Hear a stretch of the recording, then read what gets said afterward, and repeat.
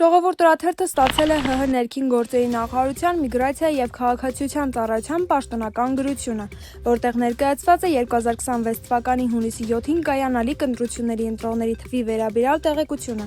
Ըստ այդ տեղեկանքի ընդհանուր ընտրողների թիվը կազմում է 2.489.031։ Մարզերով պատկերն այսպիսին է. Արագածոտ 113302, Արարատ 220058, Արմավիր 224696, Գեղարքունիք 178402, Լոռի 213703,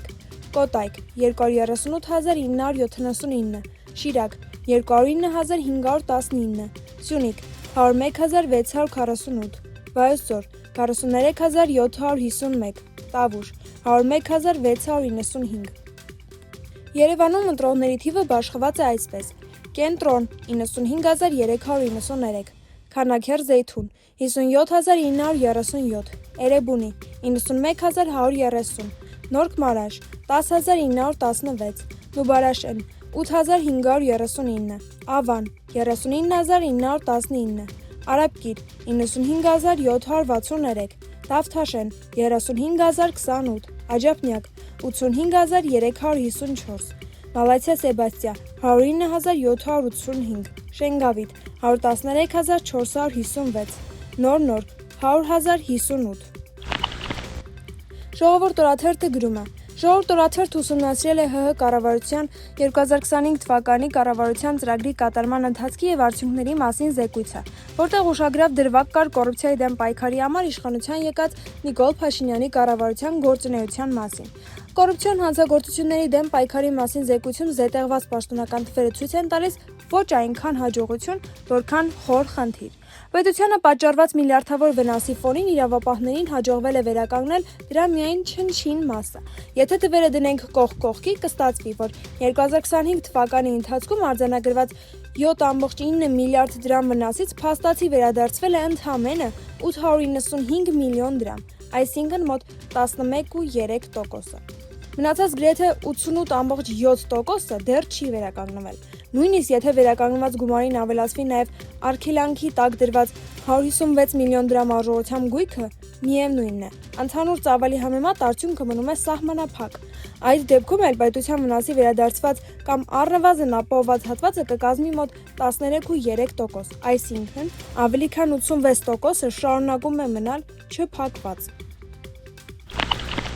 Հրապարակ թերթը գրում է. Անցած տարվա հոկտեմբերին ԿԳՄՍ նախարար Ժաննա Անդրեասյանն անակնկալ կերպով աշխատանքից ազատել էր մասնագիտական կրթության և ուսուցման վարչության պետ Արմենուհի Պողոսյանին և մասնագիտական կրթության և ուսուցման համակարգման բաժնի պետ Կարեն Մանուկյանին։ Պատճառն ինչ-որ քոլեջի ուսանողի իբրև սխալ ֆինանսավորումն էր եղել։ Չնայած նախարարությունում վստահ էին, որ նախարարը, ըստ համակարգի աղբյուրների, փորձել էր ազատվել ոչ այնքան յուրային կադրերից։ ԿԳՄՍ նախարար Ժաննա Անդրեասյանի հրամանն անվավեր ճանաչելու պահանջով նախկին պաշտոնյաները դիմել էին դատարան։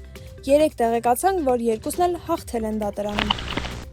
Հրապարակ օրաթերթը գրում է. 3 ՀՊԱ-ականները վստահաբար մեկ կենտրոնից ստացած հրահանգով կատաղի արշավ իրականացրին նախորդ օրը բերման ենթարկված ուժեղ Հայաստան կուսակցության 2 կանանց դեմ, որպեսզի հնարավորինս վարկաբեկեն նրանց և Սամվել Կարապետյանի հիմնադրած ուժը ներկայացնեն իբրև ընտրակաշառք բաժանող։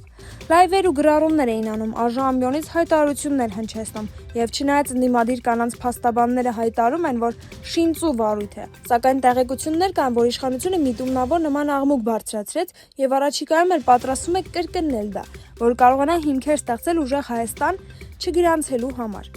Ուստի որոշել են աղմուկն ապահովել, որ Փաշինյանի կամակատար Վահագն Հովակիմյանը դատարան դիմելու հիմքեր ունենա։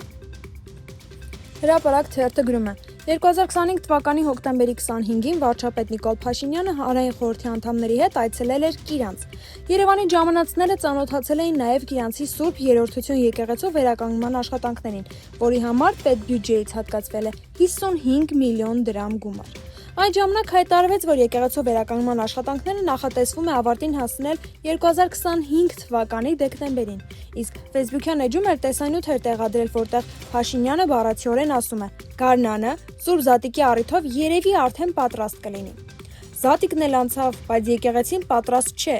Ապրիլի 14-ին եղանք Կիրանցում, Սուրբ Աննա Երրորդություն եկեղեցու դռները կողպված էին։ եկեղեցու վերաուծումն էլ դեռ չի կատարվել։